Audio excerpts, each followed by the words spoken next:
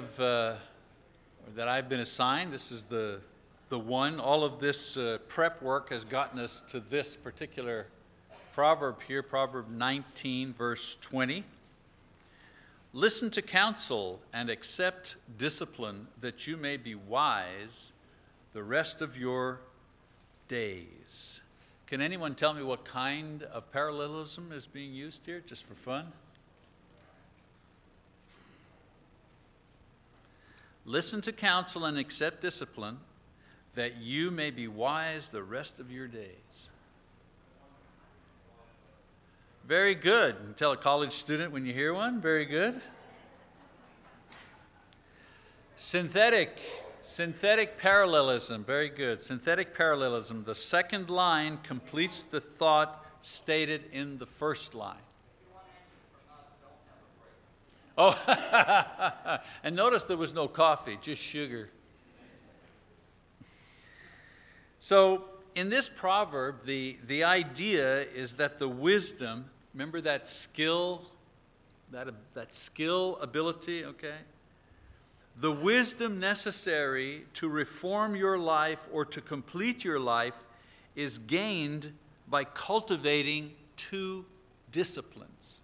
Remember, we want the skill, right? Because the skill enables us to live a long life before God and man. So we want that skill. And the writer here says, if you want that skill, you have to cultivate two disciplines. The first discipline, listen to counsel. Listen to counsel. Doesn't he say that in verse 20a? The verb listen in the original form, Hebrew, suggests more than just hearing. You know, like if somebody back there, I'm saying, can you hear me back there? You know, the microphone is on, can you hear me? And somebody goes, yeah, I can hear you, meaning I can hear you. But the word listen here in the Hebrew means to listen carefully, to listen closely, to listen obediently. The difference between listening to a song simply enjoying its words and melody, or listening to that song in order to learn the guitar chords or to learn the lyrics, so that you listen differently, don't you? I can remember trying to learn guitar chords from a song, just listening on the radio, and boy, or on a record before they had, you know, digital and everything. You know, you had to put the needle down. Oh, no, that's not it. And then you try to go back and find where that spot was. That's the kind of listening he's talking about here. It's a listening with the attitude that says, how do I use this stuff in my life?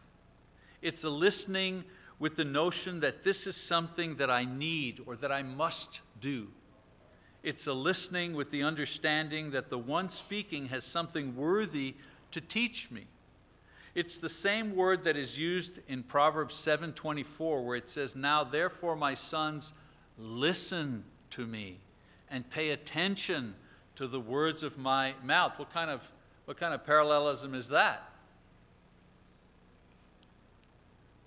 Synonymous, yes. Therefore my son, listen to me. Right? And then the next line, pay attention to the words of my mouth, saying the same thing twice, synonymous parallelism. You get the hang of it after a while, you know.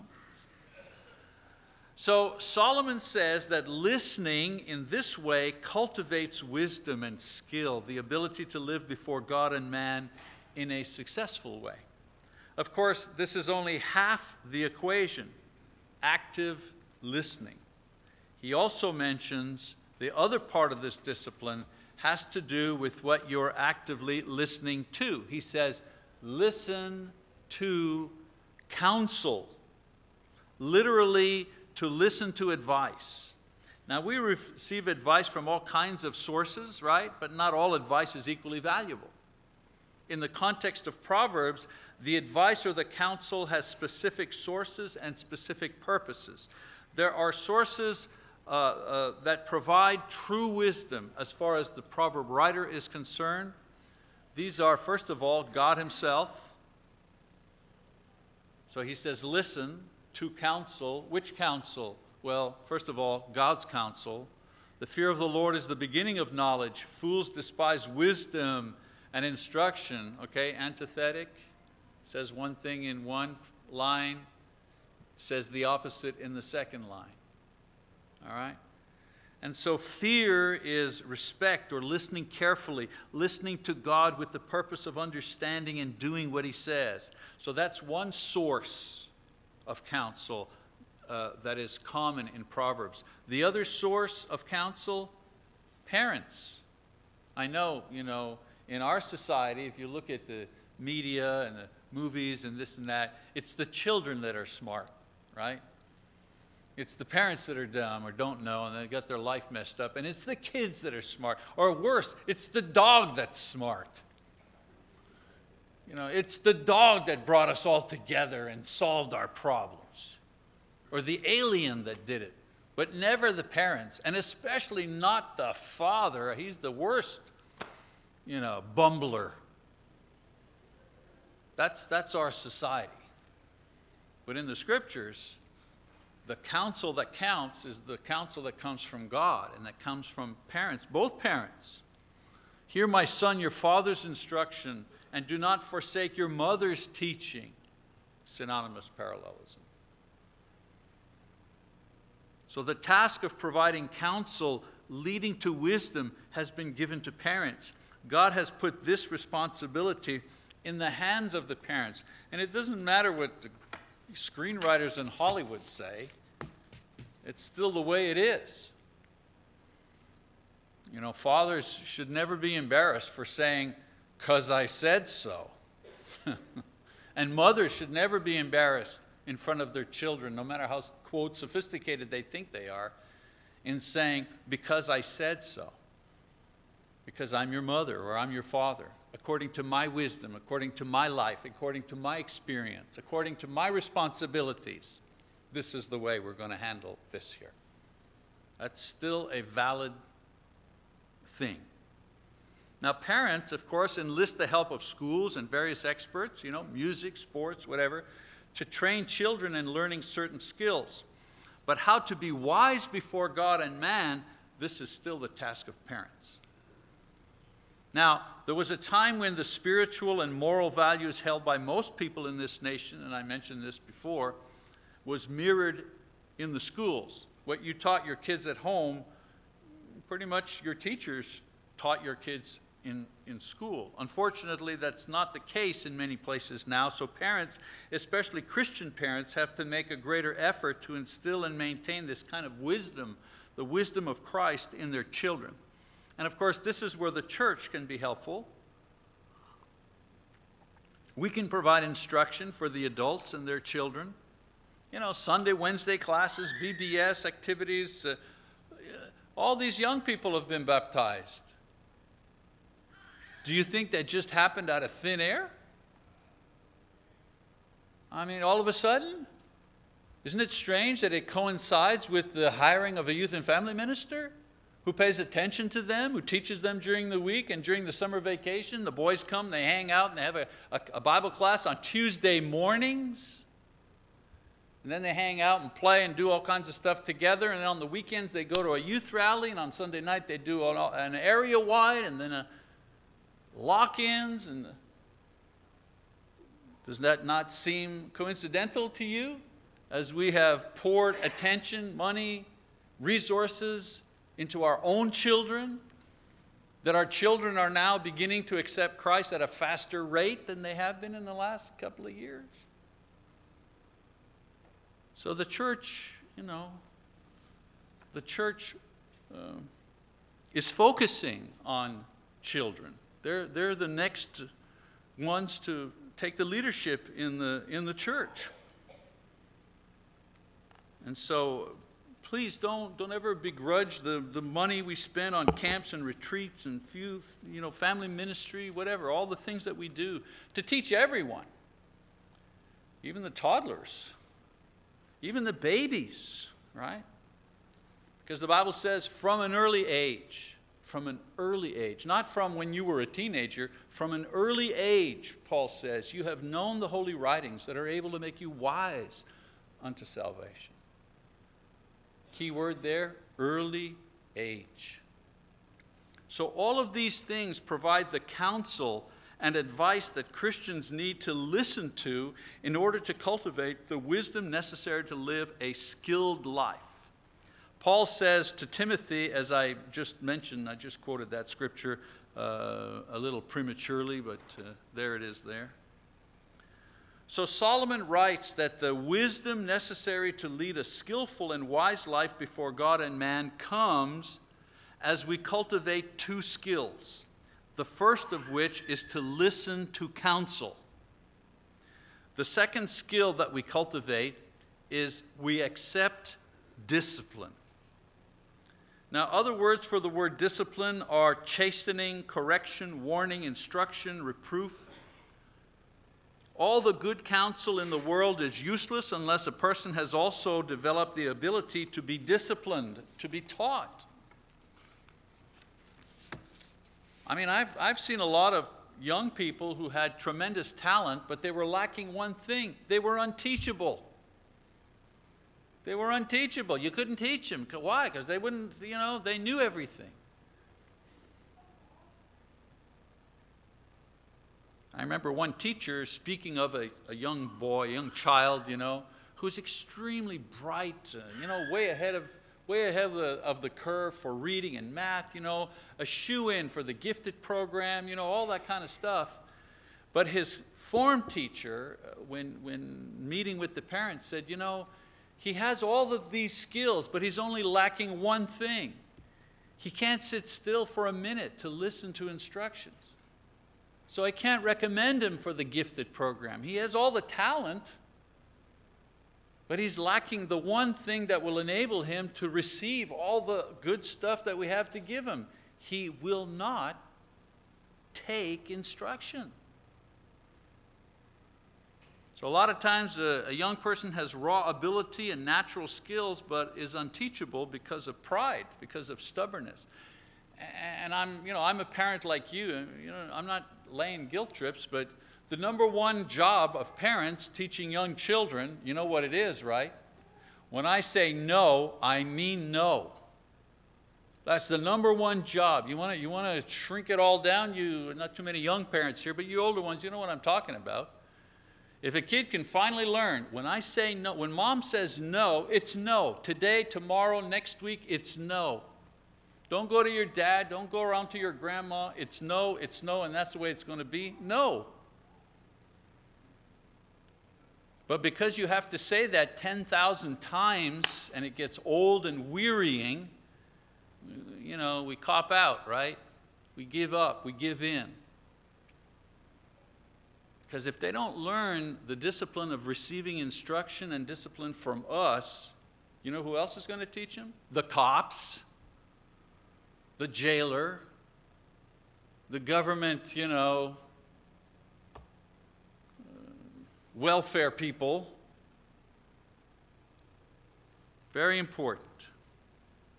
The road to wisdom is difficult because it contains such obstacles as failure and disappointment and being disciplined and corrected, the need to say no to oneself on a regular basis.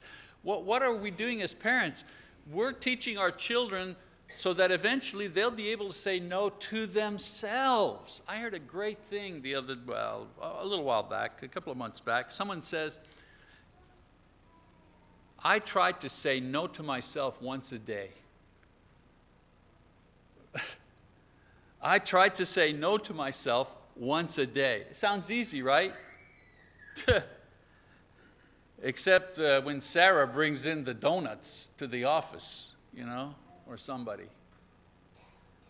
And it's funny, the thing just stuck in my brain, and my brain says, is this where you're going to say no to yourself? Or are you going to say, well, surely there'll be something else that'll come up today where I'll have to say no. Surely God wouldn't want me to, not have the donut. You know what I'm talking about. You've done a good job. We've done a good job when our children are able to say no to themselves. Finally. Learning how to accept discipline is made easier if we understand three very simple things. And we're kind of near the end of our lesson here. First of all, there'll always be somebody over us. Always. Kids think, you know, when I get out of the house, finally, freedom. Yeah, right. Yeah. Yes. Our parents, our teachers, our coaches, our bosses, boards, even the president answers to the people at election time. There's a joke here, but I will pass over it. I've just said no to myself. I guess I can have that donut now. But seriously, it helps us keep our ego in check if we learn early on that we will always have someone to answer to, even if it's our own conscience, even if it's God himself. We always have to answer to someone. So learning to accept discipline is easier if we understand it's something that will require all of our lives. You know, this attitude, nobody's going to tell me what to do. Oh man, there's a recipe for failure. Number 2, you will always make mistakes. I'm talking to you Christians now. You will always make mistakes. Making mistakes is painful, sometimes humiliating, and costly in time and money. I like that billboard that says, the DUI, you got $10,000 in spare change? Because that DUI is going to, before it's all over, it will cost you $10K. By the time the lawyers are there and all, you know, whatever. The whole point of discipline and correction is to help us improve in order to cut down on the occasions and seriousness of our mistakes. If nobody can tell you what to do, you will continue to make the same mistakes throughout your entire life. So accepting discipline and correction is the actual exercise that produces true humility. For the spiritual person, humility is a primary virtue because it is the most pleasing to the Lord, and he raises up those who are humble. And humility comes through discipline, the acceptance of discipline. If many of your prayers are not answered, you might want to check on your capacity for receiving instruction leading to humility. Okay, so learning to accept discipline is helpful if you know that someone will always be over you, that you're always going to be making mistakes. Get used to it. And finally, there's always a blessing in having many counselors. Solomon says, "For by wise guidance you will wage war, and in abundance of counselor there is victory." What kind of parallelism is this? Synonymous parallelism, saying the same thing twice. There's always a blessing when you have many counselors.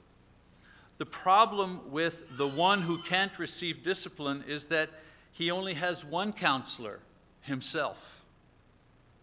And what does Proverbs say about that? There is a way which seems right to a man, but its end is the way of death. A person is smart if he or she listens to counsel. However, a person is wise when he seeks wise counsel and is prepared to follow it. See the difference?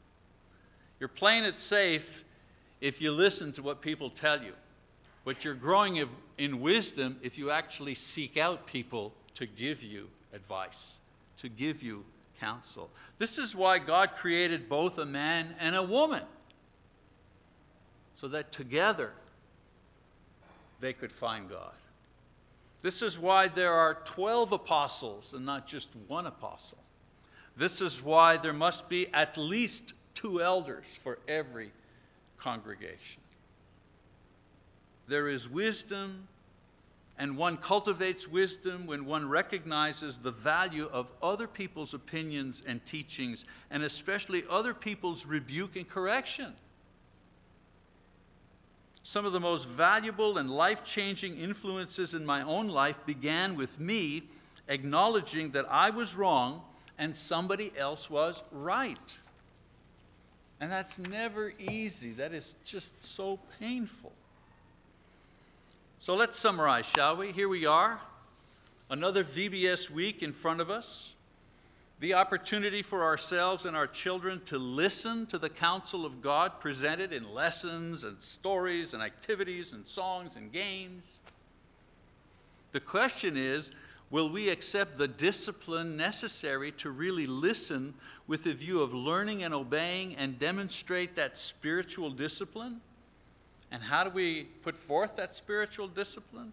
By putting aside fatigue and inconvenience and worldly activity and actually being here so that the children can receive the training, the teaching, the discipline, the correction, the counsel. Because if we do, we will be showing God and our children and our grandchildren that seeking wisdom, His wisdom, is a priority for us. And hopefully will become a priority for them so that they may be wise for the rest of their days. We want to teach them to seek counsel and to receive wisdom. All right, well, that's our opening class. I hope you've received some wisdom. We're almost done. They're going to start drifting in here. Just before we dismiss, questions, comments, Brother Dayton?